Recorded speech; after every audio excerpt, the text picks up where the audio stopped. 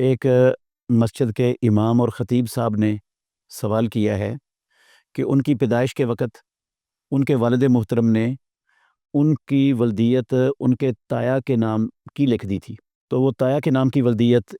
کاغذوں کے اندر اب تک چلتی آ رہی ہے، جبکہ سب لوگوں کو، رشتہ داروں کو بھی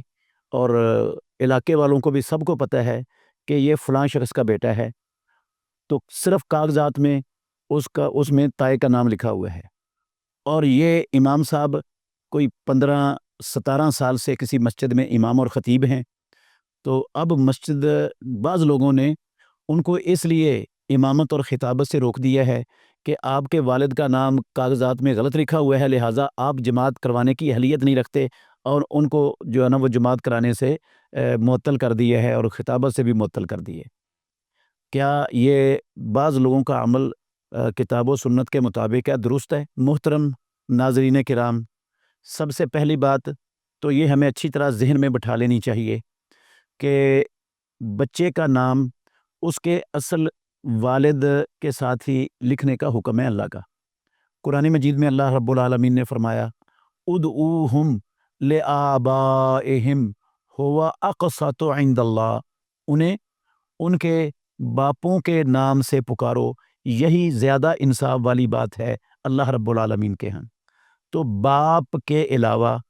ولدیت کے خانے میں تائے کا، چاچے کا یا کسی اور شخص کا نام لکھنا یہ اسلام کے اندر سنگین گناہ ہے اور جرم بھی ہے۔ یہ نسب کو چینج کرنا ہے، اور نسب کو بدلنا اسلام کے اندر بہت خطرناک ہے، بہت خطرناک ہے۔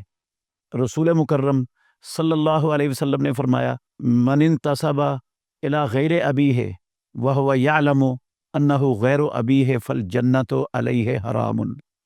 جس شخص نے اپنی نسبت اپنے باپ کے علاوہ کسی اور کی طرف کی، وہ نسبت اس نے چاہے زبانی کلامی کی، چاہے گورنمنٹ کے تمام کاغذات میں کی ہے تو غلط ہی، وہاں کاغذات میں بھی غلط ہے، وہ بھی شریعت کے منافی ہے، تو جنت ایسے شخص پر حرام ہے، یہ جنت میں نہیں جا سکتا۔ اس سے آپ اندازہ لگائیں کہ کتنا سنگین جرم، اور یہ حدیث صحیح بخاری شریف کی ہے، کتنا سنگین جرم ہے یہ باپ کے علاوہ کسی اور کی طرف نسبت کرنا۔ لیکن اس میں ان مذکورہ امام اور خطیب صاحب کا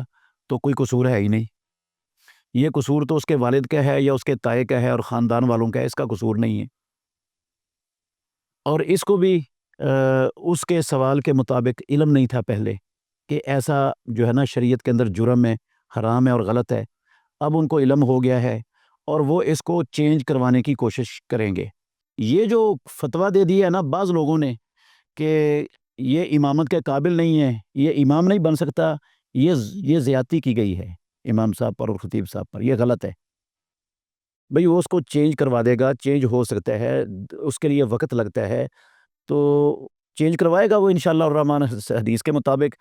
اس کے لیے جائز نہیں ہے کاغذات میں بھی تائے کی طرف نسبت کرنا، باپ کی جگہ پر تائے کا نام لکھوانا، وہ تایا تو باپ ہوتا ہی نہیں ہے، ہی نہیں ہے وہ۔ لیکن اس کو اس وجہ سے امامت سے خارج کرنا، نہ تو وہ کافر ہوا ہے اس سے اور نہ وہ مشرک ہوا ہے اس سے۔ جب کوئی بندہ کافر بھی نہیں، مشرک بھی نہیں، ایمان والا ہے،